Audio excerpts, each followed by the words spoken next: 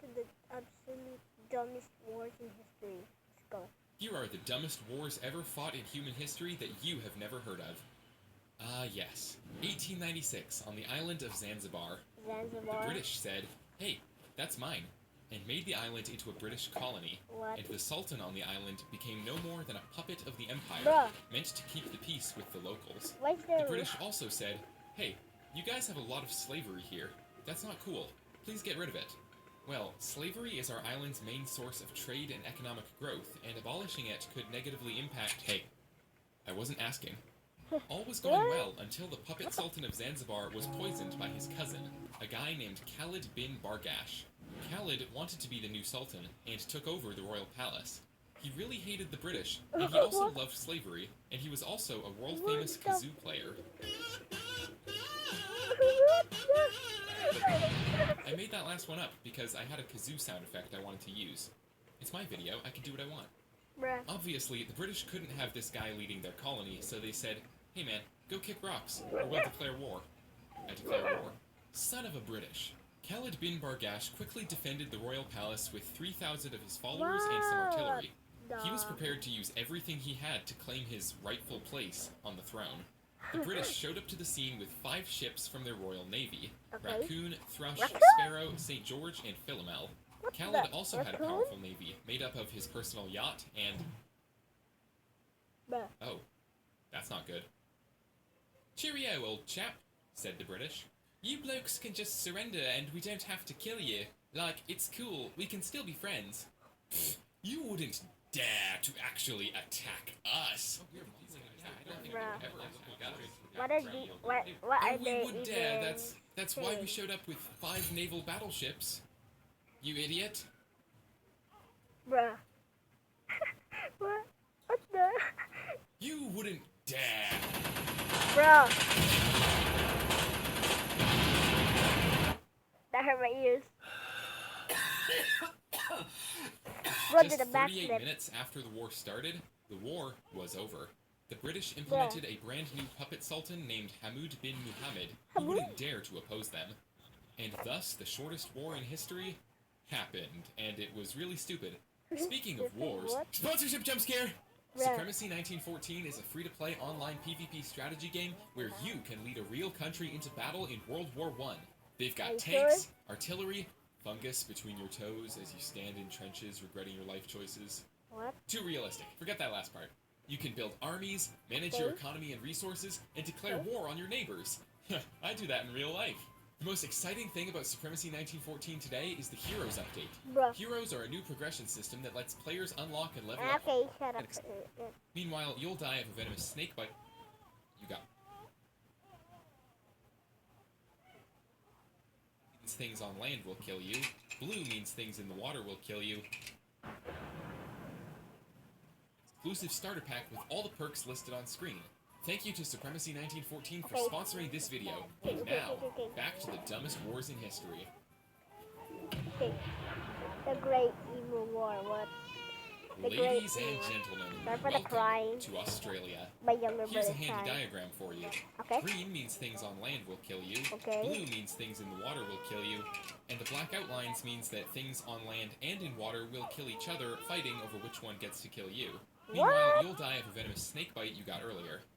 After World War I, the Australian government gave a bunch of land to war veterans to keep them busy now that all the fighting was over. At the same time, a drought caused an unusually large migration of emus to come knocking. Emu? Emus. What is emu? Emu. Who is emu?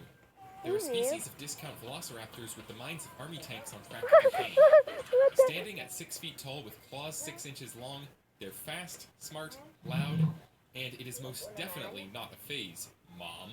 So one day, What? these inexperienced ex-soldier farmers were minding their own business, planting crops and cropping plants, when a tidal wave of tens of thousands of emus showed up, eating and trampling and crapping on everything in sight. They broke down the farmers' fences, and the holes they left allowed rabbits and other pests to get in and eat anything the emus had left behind. Obviously, the farmers were pretty pissed. Those damn emus. Oh, honey, I'm sorry about your crops, but there's nothing we can do. Like hell there is! Why is there Gwendolyn, by koalas? God, this is just a phase. I'll make sure of that? Why is This there man was koala Major biting an G.P.W. apple? Meredith, and he was put in charge of the Great Emu War. The Great The War. war officially began on November 2nd, 1932. Meredith and two soldiers traveled to the town of Campion and What? spotted a mob of emus. How many emus? I don't know, maybe 6 or 7? Get out! It was 50. They tried shooting at them, but the emus scattered in all directions, and only a handful of birds were actually hit. They tried again a couple of days later, ambushing about 1,000 emus near a dam. Wow. However, the machine guns jammed after only 12 birds had been killed, and the rest got away. They even tried gunning the emus down from a truck on a bumpy dirt road, but this didn't work because the bumpy dirt road made the emus faster than the truck, and the bumpy dirt road made aiming the gun difficult. Meredith complained that the emus could face machine guns with the invulnerability of tanks, and the newspapers of Australia and the world mocked him for losing the Great Emu War. Quick side note, I'm trying out this new thing where I ask my viewers to vote on things in the comments. It increases engagement, which the YouTube algorithm loves, and it means I can pay my bills. So Right. write a comment right now. Do you prefer dogs, cats, or parrots? It can be just one word. Anything helps. I Where don't know was I? about you. Ah, yes. The emus kept on destroying crops, and eventually Meredith was called again to the front lines. And again, he was defeated. Bruh. On average, it took him and his team 10 rounds of ammunition to kill a single emu.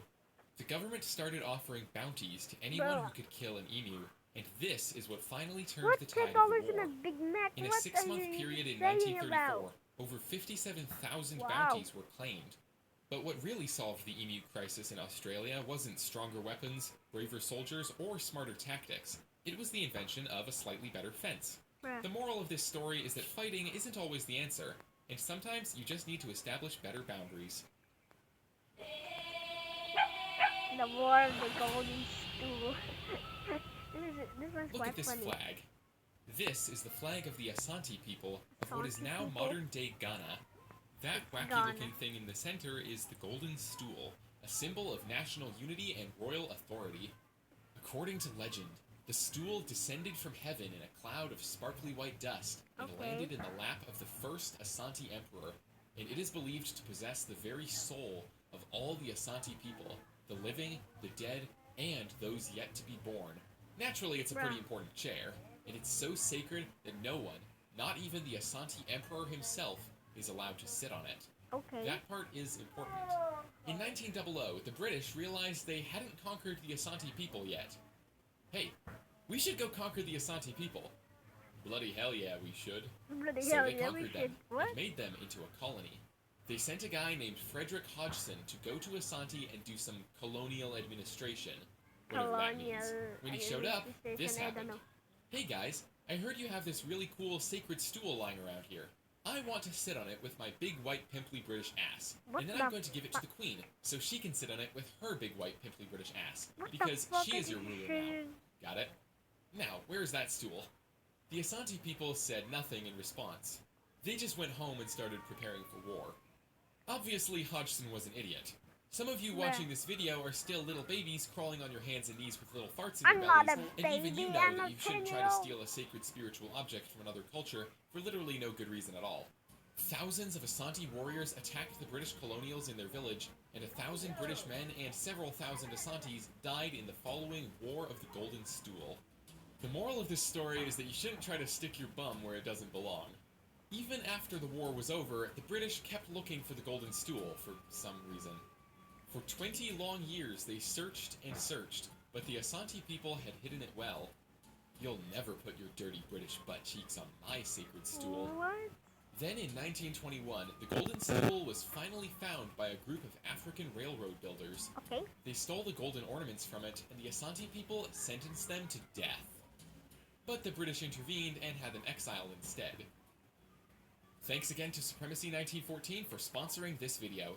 If you're a fan of online PvP strategy games full of historic World War I warfare, you should click the link in the description and get an exclusive free starter pack worth $15 containing Okay, hero that's medals the for a level most 1 unlock dumb and or 1 month of stupid premium account wars features.